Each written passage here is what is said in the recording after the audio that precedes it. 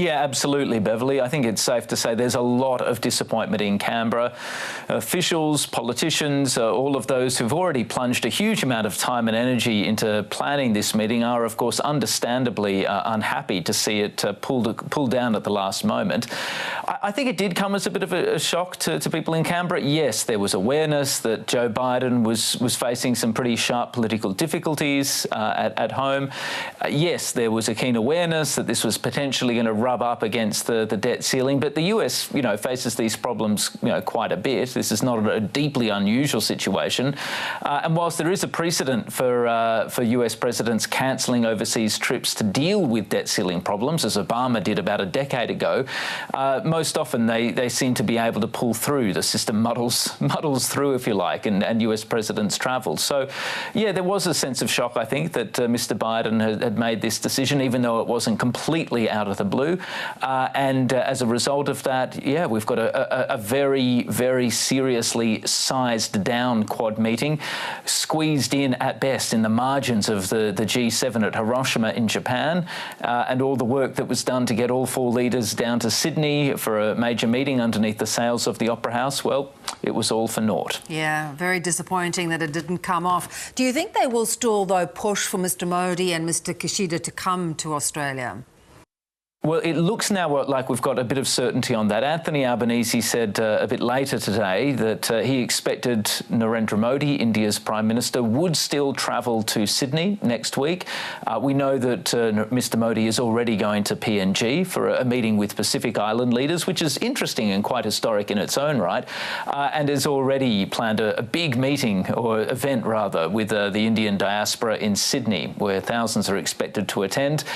So there are plenty of reasons for Mr. Modi to come. The government already had a separate bilateral program for him, and so they're pushing ahead with that. But I don't think Mr. Kishida, Fumio Kishida, Japan's Prime Minister, will take the visit. That hasn't been formally confirmed yet by the Ministry of Foreign Affairs, but Anthony Albanese made it pretty clear he wasn't expecting him to travel because there was no formal bilateral program other than the Quad leaders meeting. So with that meeting cancelled in Mr. Biden's absence, that really removes the main justification or reason for the Japanese Prime Minister to come to Australia. Yeah.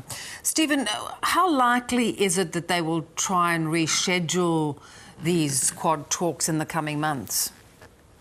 Look, the talks are effectively being pulled forward by a couple of days with this rather hurried-sounding meeting in the G7. Now, that hasn't been locked in, last we heard, but all four countries are scrambling to fit it into the schedules of the leaders. So, I mean, I think it's likely it will. Will there be a rescheduled Quad leaders meeting in Australia or in Sydney down the track? Well, look, I think it's certainly plausible or possible. I think all three leaders will be keenly conscious that it is going to be Australia's turn, and they'll be keen to give Mr. Albanese a Guernsey.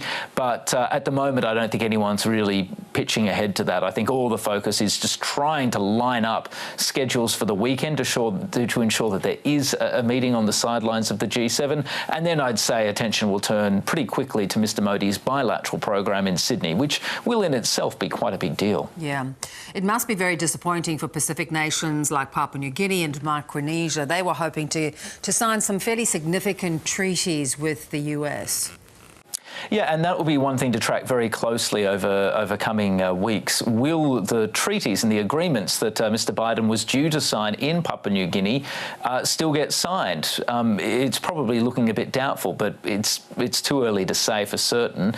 Now, we don't yet know whether the meeting with the US and Pacific Island leaders that Mr. Biden was planning to hold will still go ahead. There's been a lot of speculation that another senior US representative, perhaps Antony Blinken, the US Secretary of State, may well make the trip to Papua New Guinea instead of Mr. Biden. If that happens, the meeting can still go ahead, and perhaps some of these agreements, including the PNG US Defence Agreement and the COFA Agreement, or the Compact Agreement with the Federated States of Micronesia and America, well, perhaps they might still get signed, but in all honesty, it's totally in flux at the moment because we simply don't know if the meeting itself is going to go ahead.